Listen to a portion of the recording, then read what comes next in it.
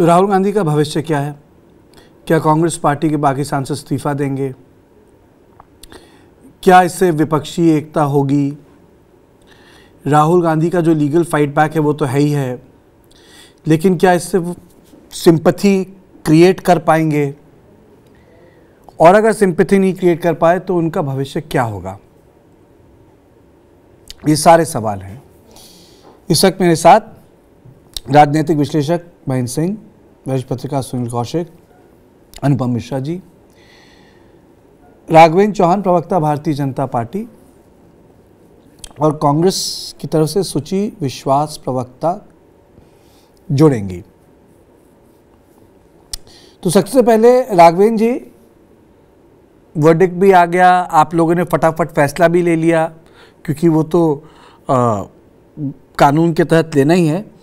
आपको लगता है कि अब ये बात खत्म हो गई, राहुल गांधी लोकसभा से बाहर हो गए, उनके एक पॉलिटिकल करियर में विराम लग गया? नहीं, देखिए, वास्तविकता तो ये है, राहुल गांधी हो या कांग्रेस पार्टी हो, वो समाज में रहे या ना रहे, आज की तारीख में उससे भारतीय जनता पार्टी को कोई फर्क नहीं पड़ता है, क्योंकि इनकी विश्वसनीयता बिल्कुल समाप्त हो गई है। ये विषय जो है, विषय एक सामान्य सा विषय है। राहुल गांधी ने जो बयान दिया हुआ था, उन्होंने संपूर्ण एक समाज को लेकर के बयान दिया था कि मोदी समाज के सभी व्यक्ति चोर हैं। सीधा सीधा बयान था, उसमें कोई इफर्ट नहीं था। भाई मोदी का, अगर आप किसी एक समाज के लिए बात करेंगे, अगर नरेंद्र मोदी या किसी मोदी के लिए आपको कहना होता, व्यक्तिगत रूप से आप कहते, नाम लेके कहते, अगर उसे न्यायालय में जाना होता तो जाता, न जाना होता न जाता।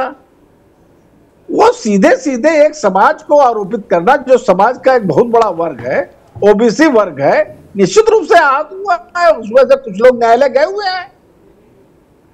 एक न्यायालय ने इनको दंडित कर दिया। उससे जब पूछा गया राहुल गांधी से, क्या आप इस विषय को लेकर के माफी मांगते हैं, तो उन्होंने खंडन कर दिया, मैं इस विषय को लेकर के माफी नहीं मांगता हूं, भ्रष्टाचार के खिलाफ लड़ाई लड़ रहा हूं। लड़िए भ्रष्टाचार के खिलाफ लड़ाई। वास्तविकता ये है, राहुल गांधी एंड फैमिली पूरे अपने आप को देश के संविधान से ऊपर मानती है, न्यायालय का वो सम्मान नहीं करती है, लोकतंत्र का सम्मान नहीं करते हैं। वास्तविकता ये, जिस तरीके से ये हरकतें करते हैं राहुल गांधी, से बाज आना चाहिए। कल इनका ये निर्णय हुआ जी, राघवेंद्र जी, ठीक है राघवेंद्र जी, ठीक है, ये कोर्ट का वर्डिक्ट है, जुडिशियल मैटर है। अनुपम जी, आज दिन भर बहुत मैंने एडवोकेट से बात की, तो कोई बैड इन लॉ बोला, किसी ने बोला किसी को केस करना चाहिए तो उन 3 व्यक्तियों को ही केस करना चाहिए था जिनका नाम लिया गया। लेकिन जो राहुल गांधी का डिस्क्वालिफिकेशन, आपको लगता है कि ये कोर्स ऑफ करंट पॉलिटिक्स बदलेगा? देखिए, let's start with the legal issue. तो आप कह रहे थे बैड इन लॉ। हाँ, बिल्कुल। कुलदीप नैयर साहब याद आती है आज, वो अपनी किताब में लिखते हैं 1975 में जो इंदिरा गांधी का कन्विक्शन हुआ था जस्टिस जगमोहन लाल सिन्हा के हाथ से। वो पढ़ रहा था कार्तिकेय जी, वो लिखते हैं इंदिरा गांधी का जितनी मामूली सी बात पे कन्विक्शन हुआ था, वो कुछ इस प्रकार था कि ट्रैफिक वायलेशन के लिए फांसी की सजा दी। ये ऐसा भी, लेकिन आज 50 years डाउन द लाइन, आज उसको one of the finest judgements मानकर आज आप जुडिशरी की बात करें तो जुडिशरी के जो सबसे नामी और सबसे ज्यादा साहसी, अभी 1.5 साल पहले भारत के चीफ जस्टिस ऑफ इंडिया जो है वो इलाहाबाद हाई कोर्ट आए थे, तो कह रहे थे कि रमन्ना साहब की Allahabad high court justice Jagmohan Lal Sinha की जजमेंट के लिए याद किया जाएगा, बहादुरी के लिए याद किया जाएगा। तो अब एक सिंपल सी बात है, या तो एक आंख मूंद कर इस बात को समझ लीजिए, मान लीजिए कि साहब इस देश में कोई न्याय व्यवस्था, जैसा हर्ष मंदर आपको देखा, एक सीनियर ब्यूरोक्रेट, आज वो जो एक्टिविस्ट हो गए वो सड़क पे आके कहते हैं कि हमें सुप्रीम कोर्ट पे भरोसा नहीं है, हम तो सड़क पे न्याय लेंगे। तो या तो उस तरह की एक रुख अपना लीजिए, कह दीजिए कि कोई इंस्टीट्यूशन बचा ही नहीं, सब खत्म हो गए हैं, और उसके बाद या फिर दूसरा ले लीजिए कि भाई जो न्यायिक प्रक्रिया है उसका देखा जाएगा, उसका पालन किया जाएगा। तो जब न्यायिक प्रक्रिया का चलती है तो 2 बार 3 बार आप कोर्ट में जाके माफी मांग लेते हैं, राफेल के मुद्दे पे मांग लेते हैं। आप तो सुप्रीम कोर्ट को बदनाम करें, सुप्रीम कोर्ट ने आपको कंटेम्प्ट में तलब किया था, आपने सुप्रीम कोर्ट के नाम से झूठ बोला था, सुप्रीम कोर्ट जाके माफी मांग रहे हैं। आरएसएस ने महात्मा गांधी की हत्या की, इस पे देखा आप एक्चुअल ऑफेंडर हो गए थे। अब रही बात इससे फायदा होगा या नुकसान होगा, तो मोहम्मद फैजल का केस है, लक्षद्वीप के सांसद थे, 11 जनवरी को उनको 10 साल की सजा हुई थी अटेम्प्ट टू मर्डर के लिए, उनकी तत्काल सदस्यता चली गई थी। पहली बात तो सदस्यता कोई स्पीकर नहीं ले रहे, एकदम बेकार बात है। कपिल सिब्बल ने कल ही कहा था कि राहुल गांधी सदस्य नहीं रह गए, is no more a member of the parliament. तो ऐसे में सदस्यता तो जानी थी, 11 जनवरी को मोहम्मद फैजल का जज एनसीपी के सांसद है, उनका सदस्यता चली गई। 24 या 25 जनवरी को केरला हाईकोर्ट ने उसको कन्विक्शन को स्टे कर दिया, उनकी सदस्यता लौट आई। तो मेरा अपना मानना है कि जब वो अटेम्प्ट टू मर्डर का केस में उनकी कन्विक्शन स्टे हो गया एक सांसद का, तो ये उसके मुकाबले बहुत मामूली केस है। और मेरा जो कुछ भी लीगल एक्यूमेन है और जो कुछ भी लॉ में जानता हूँ, जो मैंने देखा है एज अ लॉयर, तो मैं कह सकता हूँ कि नहीं, हाँ, राहुल गांधी का कन्विक्शन स्टे हो जाना चाहिए, हो जाएगा, उनकी सदस्यता नहीं जाएगी, वो लौट आएंगे, उनका एक दिन नहीं जाएगा। लेकिन अगर उनकी सदस्यता चली गई होती तो वो राहुल गांधी का एक पर्सनल लॉस होता, क्योंकि 6+2 कन्विक्शन के 2 साल मिला के 8 साल के लिए डिबार होते 2030 तक। 2 जनरल इलेक्शन से वो बाहर हो जाते और उनका राजनीतिक करियर खत्म हो जाता। लेकिन कांग्रेस को शायद संजीवनी मिल जाती। एज ऑफ नाउ, आज की हालत में जब उनका कन्विक्शन स्टे हो जाएगा और वो लौट के आएंगे, और हालात ये होंगे कि वो शहादत का तमगा भी छिन जाएगा, शहीद का तमगा भी छिन जाएगा, क्योंकि आप वापस पार्लियामेंट में आ जाएंगे, और जो सिंपैथी है वो भी खत्म हो जाएगी, और साथ में एक गाल पे निशान भी नजर आएगा सजा याफ्ता होने। सुनील जी, ठीक है, ये जो फैसला है उस पर तो डिबेट होती रहेगी कानूनी। कई सारे एडवोकेट्स आए थे सुबह के शो में, कह रहे थे बैड इन लॉ है, कुछ कह रहे थे नहीं एकदम ठीक हुआ, वो ठीक है। बैड इन लॉ कैसे मैं कुछ लॉयर, अनुपम जी एक मिनट, कुछ लोगों ने कहा बैड इन लॉ, कुछ बोले थे भाई कानून है, जाएं अपना हाई कोर्ट में स्टे ले लें, किसी ने रोका है क्या? लेकिन इस चीज का पॉलिटिकल एक रैमिफिकेशन है सुनील जी, और पॉलिटिकल रैमिफिकेशन है कि क्या राहुल गांधी इस मौके को लेकर रीइन्वेंट कर सकते हैं या ही इज बियॉन्ड दैट। उनके जो मल्टीपल रीइन्वेंशंस हुए हैं वो मतलब अब उनको कोई उनके पास स्पेस नहीं है अपने आप को दोबारा रीइन्वेंट करने के लिए, क्योंकि रीइन्वेंट करने का मतलब है सिंपैथी मिलनी चाहिए, सिंपैथी मिलती है तब वो जन आक्रोश होता है, उसको आप मोबिलाइज करते हैं। अभी तो आजकल ऐसा कुछ देखने को मिला नहीं शहरों में, सड़कों में। लेकिन कार्तिकेय जी, ये तो देखने को मिला कि जो अखिलेश यादव जी कांग्रेस के साथ नहीं थे, केजरीवाल कांग्रेस के साथ नहीं थे, ये तो बड़े नेता निश्चित तौर से इशारा तो कर ही गए, एक लंबी लड़ाई लड़नी है।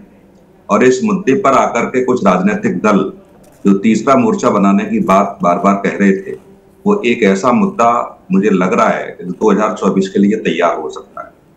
कुछ लोग जा भी रहे हैं सुप्रीम कोर्ट, ईडी और सीबीआई की तमाम प्रकरणों को लेकर के किस तरीके से विपक्ष के खिलाफ कार्रवाई हो रही है, अब उस पर क्या होगा। लेकिन हाँ, ये निश्चित है कि कांग्रेस इसको बनाने का प्रयास करेगी। कांग्रेस इतने दिनों सत्ता में रही है, सब जानती है, और हम सब भी जानते हैं कोई नियम विरुद्ध काम नहीं हुआ है। जिसको संविधान ने अधिकार दिए हैं, उन संवैधानिक अधिकारों का सब लोगों ने उपयोग किया है। उस उपयोग के आधार पर चाहे माननीय न्यायालय की बात हो, चाहे लोकसभा अध्यक्ष की बात हो, तमाम ऐसे एग्जाम्पल भी हैं जहाँ ऐसी कार्रवाइयां होती रही हैं। तत्काल हम उत्तर प्रदेश की देखेंगे तो 40 से ऊपर ऐसे विधायक और सांसद हैं जिनके ऊपर सजाएं हुई हैं। तो ऐसा नहीं कह सकते। रामपुर को लेकर के आप देखिए, और अभी जो धौलाना में चुनाव हुआ, बीजेपी का ही विधायक था, उसको तत्काल उसी दिन विधानसभा अध्यक्ष ने उनको नोटिफिकेशन जारी किया। तो एक तरफा तो हम नहीं कह सकते हैं, लेकिन राजनीतिक मायने हैं सबके। कांग्रेस इसको चूकेगी नहीं, और जिस तरीके से रणनीति बनाई गई है, तो तत्काल 4 बजे के आसपास प्रेस कॉन्फ्रेंस हुई, फिर हो रही है, आईसीसी की मीटिंग बुलाई गई है, राजस्थान के मुख्यमंत्री भी पहुंच गए हैं, वो भी तमाम बातें उन्होंने रखी, हो सकता है छत्तीसगढ़ के मुख्यमंत्री भी पहुंचे हैं। तो ऐसी स्थिति में जो रणनीति कांग्रेस 2024 को लेकर के मना रही है वो निश्चित तौर से देखने वाली बातें होंगी। क्या इस मुद्दे पर जो तीसरा मोर्चा बनने जा रहा था वो साथ आ सकता है क्या? अभी आपने देखा 2 दिन पहले शरद पवार ने एक मुद्दा बनाया था ईवीएम को लेकर के, तो उस पर राजनीतिक दलों को बुलाया, लेकिन विपक्ष के पास कोई ऐसा मुद्दा नहीं दिख रहा है जो एक मंच पर आ जाए। इसको सारे लोग ढूंढने का प्रयास कर रहे हैं। तो मुझे जहां तक लगता है कि ऐसा मुद्दा बन सकता है जी कि सारे लोग एक साथ आए और सरकार के खिलाफ खुला मोर्चा खोलें। महेंद्र जी, मैं महेंद्र जी के पास पहले जाऊंगा। सुची जी 1 मिनट वेट करिए, उसके बाद मैं आपके पास आता हूं। महेंद्र जी, आपको लगता है ये चाय पानी की राजनीतिक औपचारिकता हो जाएगी, ये जो ट्वीट्स हम पढ़ रहे हैं जो आए हैं, या वाकई ये लोग साथ आएंगे? नहीं, देखिए, जिस तरीके से भारत जोड़ो यात्रा और खासकर बिहार में जो महागठबंधन की सरकार बनी है और नीतीश कुमार ने जिस तरीके से विपक्ष को एक साथ लाने की कोशिश की है, उसके बाद भारतीय राजनीति में जिस तेजी से घटनाक्रम बढ़े हैं, चाहे वो जांच एजेंसियों का सवाल हो, चाहे वो आम आदमी पार्टी के खिलाफ जो है कार्रवाई हो, चाहे वो आरजेडी के खिलाफ, लालू के खिलाफ कार्रवाई हो, उसके बाद मुझे लगता है कि ये जो घटना हुई है इससे विपक्ष जो है एक साथ आने के लिए मजबूर हो सकता है। और ऐसा लगता है कि ये विपक्ष को जो अलग अलग दिशा में भटक रहा था उसको साथ लाने के लिए मजबूर कर देगा मेरे हिसाब से, क्योंकि सबको लग रहा है कि अब जो है कभी भी उनके दरवाजे को खटखटाया जा सकता है। ऐसे में अब उनकी मजबूरी है एक साथ आके भारतीय जनता पार्टी के खिलाफ लड़ना। और शायद यही वजह है कार्तिकेय, आप देखिए आज जिस तरीके से इस राहुल गांधी की सदस्यता जाने के बाद जो भारतीय जनता पार्टी ने ओबीसी कार्ड खेलने की कोशिश की है और कि किस तरीके से जो है ये ओबीसी का अपमान है, तो कहीं न कहीं भारतीय जनता पार्टी के जो रणनीतिकार हैं उनके मन में निश्चित रूप से चिंता का विषय होगा कि ये पूरा का पूरा जो मुद्दा है वो उनके हाथ से न निकल जाए। उसके अलावा जो आज भी देखिए जो कांग्रेस के जो अडानी का इशू जो है, कांग्रेस के नेता जो है उसको अभी जेपीसी की जो मांग है उसको छोड़ा नहीं है। तो ऐसे में एक मुद्दा है जेपीसी का जो अडानी का मामला है, और दूसरा कि जो जांच एजेंसियों का मुद्दा है। मुझे लगता है 2 मुद्दे विपक्ष को एक प्लेटफॉर्म पे ला सकते हैं, लेकिन अभी काफी समय है 2024 के पहले, तो ये कहना मुश्किल है। लेकिन ये एक बहुत ही महत्वपूर्ण क्षण है भारतीय राजनीति के लिए मेरे हिसाब से, और ये कहीं न कहीं जो राजनीतिक समीकरण है उसमें काफी उतार चढ़ाव लाने की संभावना रखते हैं ये घटनाक्रम। देखिए, वैसे तो राजनीति में कुछ भी हो सकता है। मैं सीधे जाना चाहूँगा कांग्रेस प्रवक्ता के पास, लेकिन महेंद्र जी अगर एक्शन लेना हो तो तुरंत होता है। दूसरा एक्शन, आज हम यहाँ बैठे हैं, आज फ्राइडे है, एक और एक्शन है जो पेंडिंग होता है, डिस्क्वालिफिकेशन। वो आपका हाउस विकेट करने का नोटिस जाता है सीधे, जैसे ही आप चुनाव हारते हैं उसको भी विकेट करना पड़ता है 30-35 दिन में। तो खैर वो अलग बात है, उस पर हो सकता है चर्चा कर रहे हो हम मंडे को। लेकिन सुची जी हमारे साथ जुड़ गई। सुची जी, पहला आपसे मैं रिस्पॉन्स लेना चाहूँगा।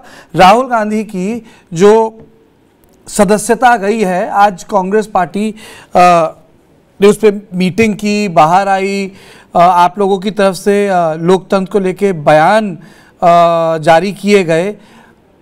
आने वाले दिनों में आप करेंगे क्या, क्योंकि मामला तो न्यायालय का है? देखिए, ये दमन, प्रतिशोध और उत्पीड़न की राजनीति है। आपने पिछले साल में देखा कि ईडी ने 60 घंटा ग्रिल किया, और आप विगत 9 वर्षों से सरकार की कार्यप्रणाली से भी भली भांति परिचित हैं। और पूरे भारतवर्ष में या पूरे विश्व में भारतीय जनता पार्टी की कार्यकर्ता और नरेंद्र मोदी जी के काले चिट्ठे, अगर उसको खोलने का साहस इस देश में किसी को है वो तो श्रीमान राहुल गांधी है। चाहे राफेल की दलाली हो, चाहे पेगासस की जासूसी हो, चाहे आर्थिक असमानता हो, चाहे कोविड का फेल्योर हो, चाहे गब्बर सिंह टैक्स हो, हर मुद्दे पर उन्होंने सरकार को चेतावनी दी है, सरकार को घेरा है।